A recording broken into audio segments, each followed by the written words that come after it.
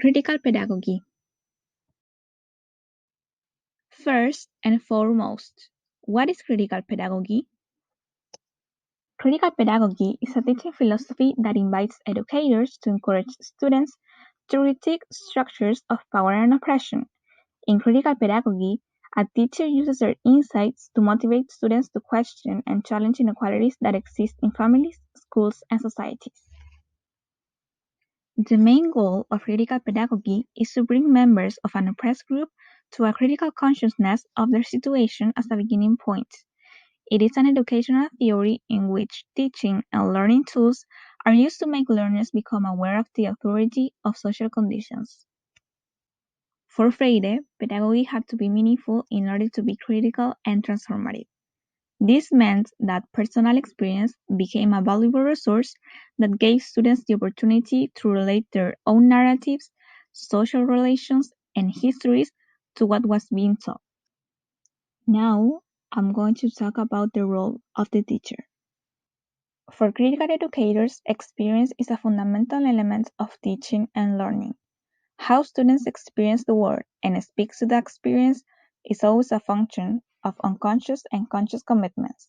The role of the teacher lies in creating the appropriate conditions for people to become critical agents in society. All teachers should have an awareness of the potential for injustice to arise in teaching and learning. And although schools are not responsible for the injustice that exists in the world, they have an important role to play in the liberation of oppressed groups. Educators are responsible for developing a student understanding of how injustices are constructed. Now, I will talk about the role of the student. Students examine power structures in their own context, analyzing social inequality, question the authority, get informed, inform others, take control of their learning inside the classroom, and critically evaluating others' opinion. The objectives of critical pedagogy that Freire referred to are: critical pedagogy seeks to give those who have been excluded, allow students to gain social skills that allow them to actively participate in a democratic community, recognize your own position in relation to power, and understand the political nature of what you learn. How to teach. What for? Student agency involves giving opportunities to students so they have choices in their own learning. They can vote on outcomes, thereby empowering students to make their own decisions.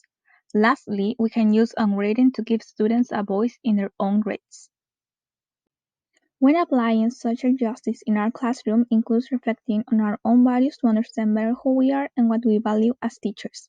We could implement critical pedagogy techniques such as choosing students from underserved groups as the first sets of leaders within group work.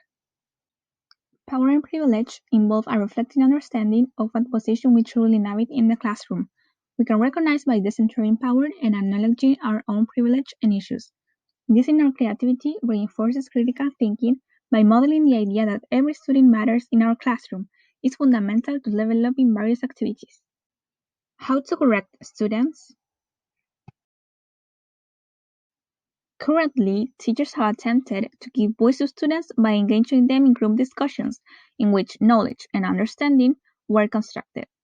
Students who are encouraged to be aware of situations and critically address social issues are more likely to become critical users who are not afraid of leaving their comfort zones.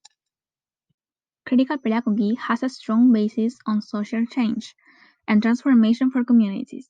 There is an urgent need to foster reflection about these issues in our classroom settings and become committed in our roles as facilitators, guides in the daily processes our students follow at school.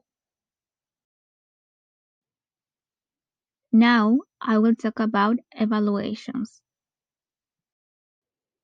To achieve a critical approach to assessment, it must be centered on dialogic interactions so that the roles of teacher and learner are shared and allowed voices are validated.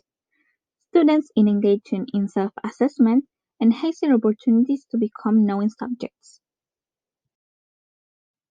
It must value the experience students bring to the classroom, creating a negotiated curriculum that avoids oppressive power relations.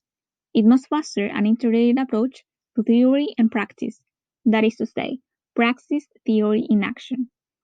Teachers and students commit to education that leads to action and reflection.